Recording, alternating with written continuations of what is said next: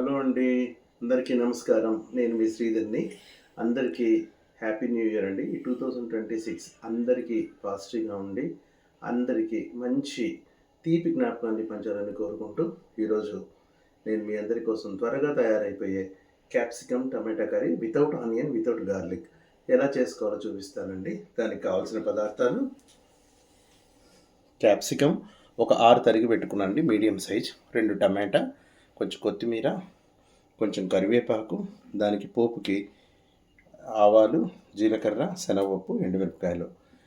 చూసేద్దామా ఎలా తయారు చేయాలో. దీనికి బాణలు పెట్టుకొని స్టవ్ వెలిగించుకోవాలండి.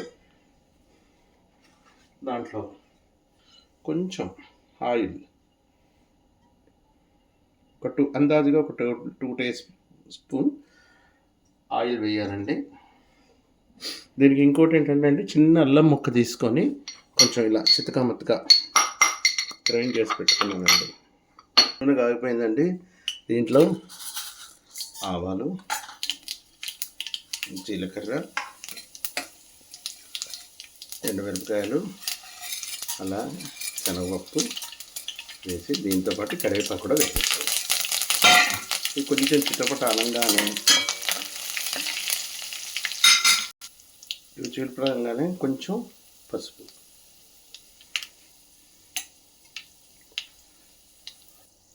ఇలా ఆవాలు చిటపటానంగానే కొంచెంగా చిన్న అల్లం ముక్కని చితకమతక దంచి పెట్టుకున్నాను కానీ అది వేసేసి ఒక్కసారి 1 minute అలా కలిపేసుకొని వెంటనే దీంట్లోకి క్యాప్సికమ్ కాకుండా టమాటా ముందు వేసుకోవాలండి.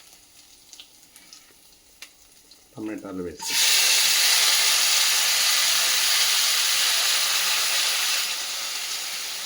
టమాటా వేయంగానే ఒక 2 minutes తిప్పేసి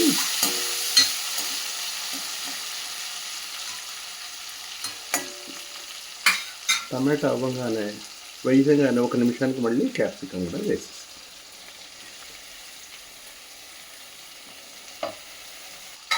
ఇలా టమాటా క్యాప్సికమ్ వేయంగానే ఒక 1 minute అలా తిప్పేసి వెంటనే రుచికి తగినంత ఉప్పు కూడా వేసేయాలండి.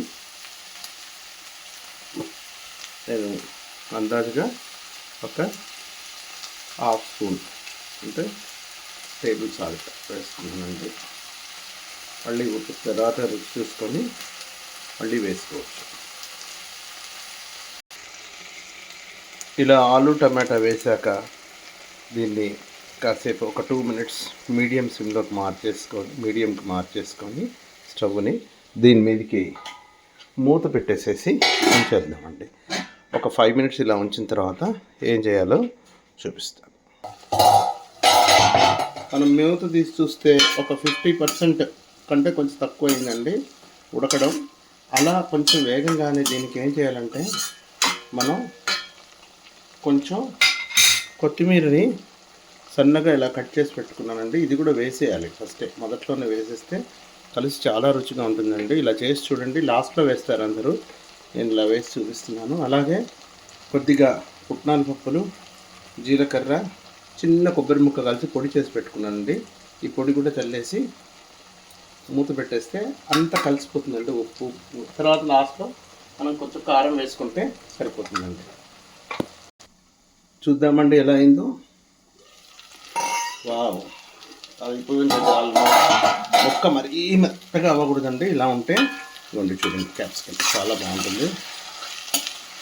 మేము ఏం చేస్తామంటే, ఇప్పుడు మేము ఇంగువ తింటామండి, అందుకని నేను కొంచెం ఇంగువ కూడా నేను స్ప్రింకిల్ చేస్తాను. ఇంగువ లైట్గా మీరు తిరుమాతలో వేసుకోవచ్చు, ఇలా పైన స్ప్రింకిల్ చేసుకున్న బాగుంటుంది. వద్దనుకుంటే స్కిప్ చేసేయచ్చండి.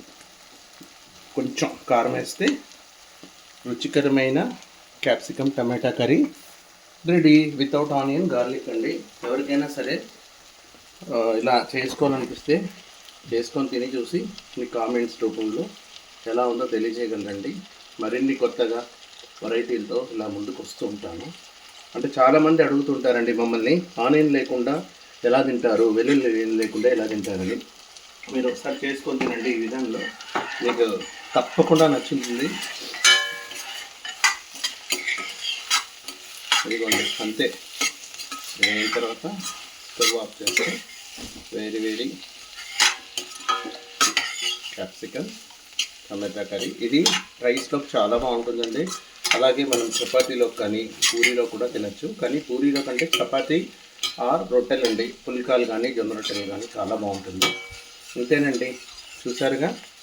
మీరు తప్పకుండా లైక్స్ చేసి మీ లైక్ సింబల్ ప్రెస్ చేయండి. థ్యాంక్ యూ అండి. Thank you very much once again. Happy new year to everyone. Bye.